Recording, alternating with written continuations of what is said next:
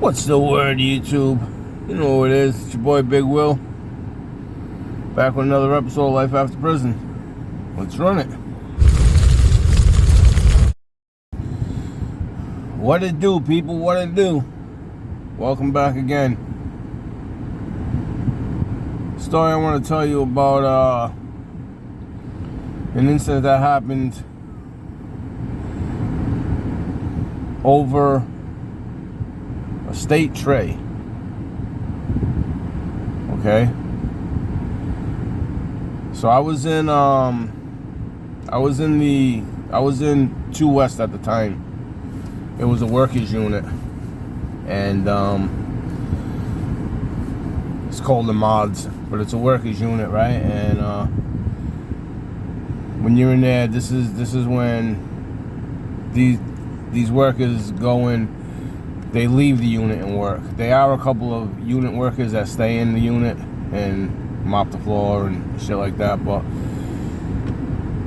usually the workers in this unit, they leave the unit, right? And they'll go to maintenance, where you travel around the jail and you fix light bulbs, heaters, shit like that, windows that are broke.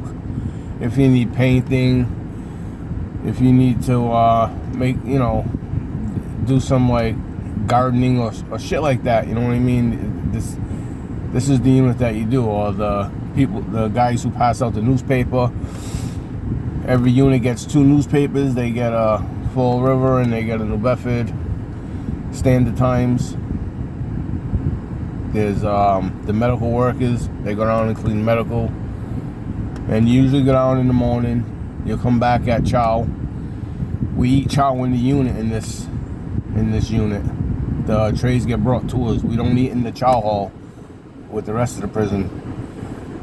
It's just a workers block. There's one east. That's a workers block too, but them are the workers that go out and do like the road crew, things like that. They go out and work on the picket. They go pick and poke papers on the highway, or they clean the parks. They go out and paint in the churches. They help people that are doing having like a fair, set up and take down the tents and clean up the area after that. They're the workers. 2 West is the inside crew. They work inside the prison, right?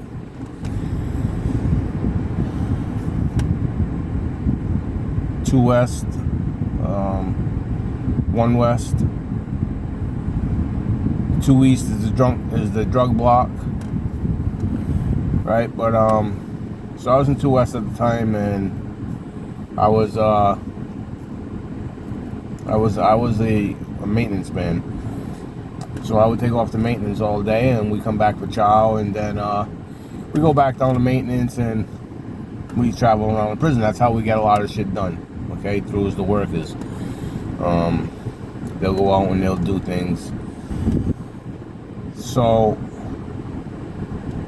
this particular day, we go out to work, and now there's a boy it was a white guy from my city. He was an inside worker. He was a unit worker, right? He would clean the unit and pass out the lunches and stuff. Well, there was a couple of Spanish guys that also worked with him. You know, you had to have a job in this unit. That's what it was. That was how you got your good time. You did that, and you go to school. On top of it, you kept your cell clean. You know what I mean? So, this particular man, his name was Gordon. And he was a unit worker. So everything's fine. There was a Spanish guy that didn't go to work that day, and so there was an extra tray, right? He was feeling sick or something, so there was an extra tray to be had. And you know, they usually get extra trays for the workers anyways. They send down a tray for the workers.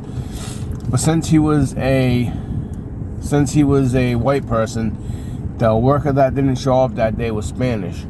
So the Spanish workers felt that when he didn't show up for work, Gordon took the extra tray, took the worker's extra tray. Now, because he didn't go, because like I said, all the workers get an extra tray usually. There was 2 extra trays, and Gordon took it and passed it out to a couple of homeboys. Well, one of the Spanish guys that were working, he got pissed. He was pissed because he felt that because it was a Spanish guy, it was a worker, that was his tray. Theoretically, yes, but also, no, it's workers. Now, the where Gordon fucked up is that he should have talked with the Spanish guys and been like, hey, yo, listen, there's only one, there's one guy's not working. He's got 2 trays. How about if you take one and I have one? You know what I'm saying? Or just talk to them, see how they felt. Maybe they wanted. But anyways, Gordon felt that is because he was in the unit longer, that he had more seniority, right? And it's not really like that. You know what I mean? It's not like a job on the street where people got seniority and shit. You don't do it like that. Anyways, so the Spanish guys got pissed. So they, one of the guys that were working was like, nah, fuck that. You took the tray. I want to get it in later. Well, this Spanish cat was bigger. And Gordon was like, he wasn't really, he wasn't really a fighter. You know what I'm saying? So he's like, well, I don't know what to do. And I'm like, well, you got to handle that. You know what I'm saying? The rooms that we had, they were 8-men cells. There were 3 double bunks. There was 3 double bunks, then there was 2 single bunks, right, in the corners. So I said to him, well, listen, like, you got to get it in with him. You know what I'm saying? There's no other way to do it, dude. Like, you gotta get in with the dude. Like, you took the tray. He feels disrespected. It was a Spanish guy that didn't go to work. I understand these guys are workers, but so when they go in the room and fight, there's usually a couple of white guys that go in, and a couple of Spanish guys just to make sure nobody's getting jumped, blah, blah, blah. If it's black guys, there's a couple of white guys, or, whatever race is fighting. There's a couple of them and a couple of the other race, right? So me and a couple of kids went in there with him and watched him fight. Well, Gordon ended up losing. He ended up getting tossed around, right? And like, he was pissed, right? Like, nothing broke. He didn't have no broken bones or nothing. They were fighting. The Spanish guy hit him a few times. He dropped. We made sure there was no kicking, you know what I'm saying? Like, he hit him. Gordon said, I'm done. That's it. Well, he was pissed. He was pissed that he lost, and he was pissed that he got the shit smacked out of him over state trays. It was justified. It was okay. There was no, like, retaliation. Well, Gordon goes in the bathroom. He cleans his face up and shit. And now he's looking. He's like, look, my eyes look like it's gonna blacken up.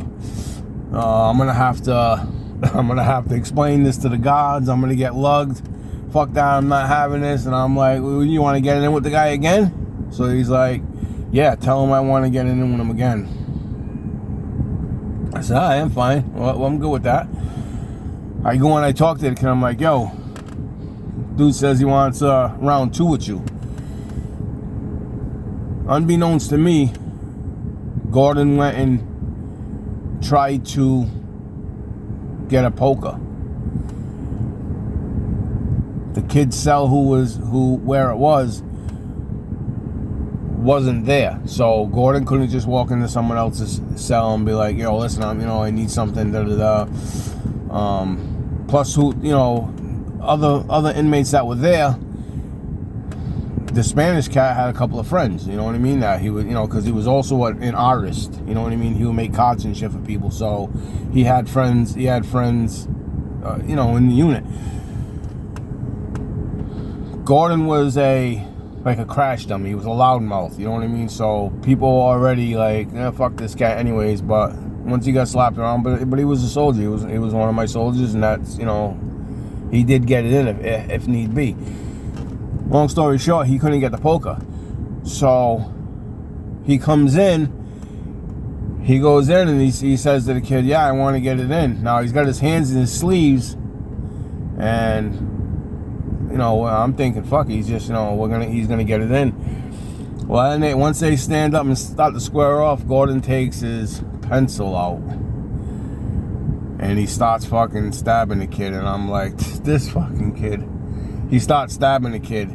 There was no harm done to him, you know, because it was only a pencil. But I mean, he did stick him with it a couple times. The kid had little poke holes, you know, and the kid ended up putting it to him. He gave him the boots. He left. He had a couple of little poke holes that he was bleeding from. Gordon come out of the room. He was lumped the hell up, right? And justifiable. The kid beat the fuck out of him because he tried poking him. Now he wanted to stick him with a shank, but he couldn't get his hands on it, so he used a pencil. So Gordon's coming out of the room. He's lumped up, and at this time the guard's starting to do his rounds. Right, the Spanish kid, he's got some blood leaking, only small little holes, no danger, no damage, you know what I mean? But they both ended up getting lugged overstayed trays. Now the point is that had Gordon been able to get his hands on the metal shank, on a knife, he would have hurt this kid over state trays. Right? And it's just not worth it, man. It's not worth it. Like the chicken patties, yeah, it's probably one of the good things on the menu. They're not worth losing your life over. Right? The pizza, that's another good thing. It's not worth losing your life over. It's really not worth it, man, to get an extra tray. Now, I understand Gordon didn't take the trays and hoard them for himself. He wasn't being stingy. He did take it and give the 2 trays to someone less fortunate. At the same time, he shouldn't have took both trays. You know, so I was there to make sure he didn't get jumped, but I couldn't stop him from fighting head up with a guy, especially he didn't even tell nobody that he had the pencil because he couldn't get his hands on the thing, on the poker, right? So he didn't even tell nobody that he had a pencil. He just walked in when they started to square up. He pulled his hands out of his sleeve and just started poking the kid with the pencil. And like I said, there was no harm. I mean, but it still hurts. It still hurts when you're getting poked with a pencil. You know what I mean? And the kid blasted him. He fell.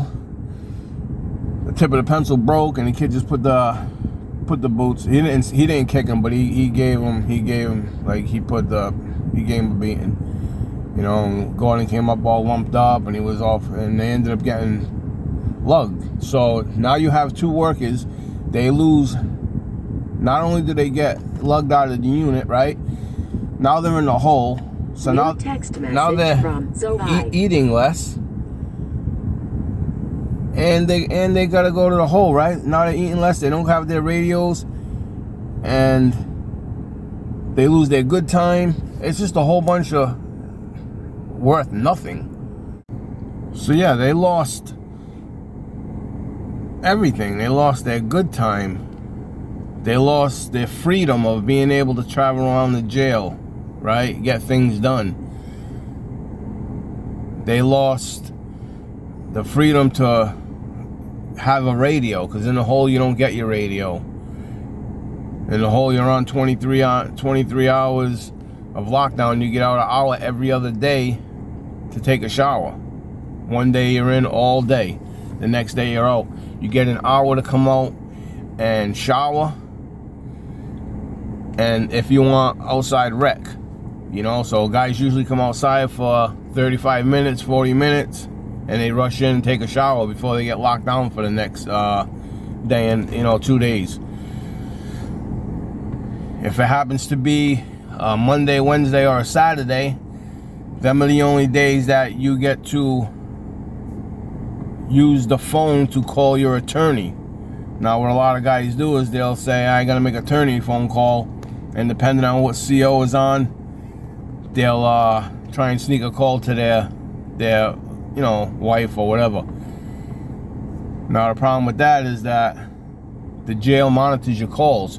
So if you're on lockdown, if you're in the hole and you get a call out and you call your wife,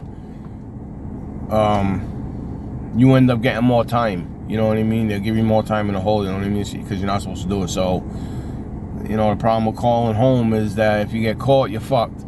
So, you lose a whole bunch of shit, man. You lose your visits. You lose a whole bunch of shit over a state tray. Over poking this kid with a pencil. Because the first fight they got away with. There was no damage. Gordon had a little shot on his eye that he could have said he was playing basketball, anything. It wasn't that big of a deal. Nobody was bleeding, no one was busted up. But to go back in and do something stupid and try and poke him with a pencil, you're not gonna kill a kid. You know, what's the chances you poking a pencil and poking his lung or something? The odds are very slim, you know what I'm saying? It was just a stupid move, and they both lost all of that shit over a state tray. And the crazy part about it was it was Wet Meat Wednesday. It was a bologna sandwich, you know, that he took. So they're both fighting over a bologna sandwich, state tray meal, and you get this little pasta, like they call it pasta salad, but it's just some plain noodles with a couple of little beans in it, you know what I mean? It's not no pasta salad. It's garbage. Not even worth fighting over. And that was the whole thing. Gordon didn't think that it was going to be an issue because it was only bologna. At the same time, it wasn't what they were fighting over. It was how he moved. Why they were fighting over it. You know, the Spanish guy felt disrespected that he took the tray when it was another Spanish guy that stayed out of work that day sick. And Gordon just went about himself and took the 2 trays. While the other guy is cleaning up tables and, sweeping the floor. So, moral of the story is, listen, if you do the right thing, you stay out of the streets, you don't go to jail, you don't have to worry about fighting over state trays. You don't have to worry about fighting over anything. You don't have to worry about watching your back. You don't have to worry about the booty bandits. You don't have to worry about none of that shit if you do the right thing, if you don't go to jail. Sometimes it's easier said than done. Sometimes it's just the way we grow up, the way that we live, and we do things to survive, right? Nowadays, these kids, they're doing things not only to survive, but they're doing things to show out. And they're doing the wrong things, and they're ending up in jail for stupid things, and they're throwing their lives away. Years ago, we would fight in the streets with our hands. Nowadays, these kids are shooting at people. My personal opinion, I think they're shooting at people not really intending to kill somebody. They want to cause harm. They want that little notoriety. Oh, so-and-so, yeah, he's about that. He'll shoot at you. Nobody wants to kill somebody and spend the rest of their life in prison. Nobody wants to do it. With that being said, it's your boy Big Will. Hit that like and subscribe. I'll see you on the next one. I appreciate all you new people joining the crew, and we'll take it there. It's your boy Big Will, Life After Prison. Peace. This is an example of a state tray. This is what they're fighting over, what they lost everything for. One stab, one with a pencil. For trays like this, not worth it.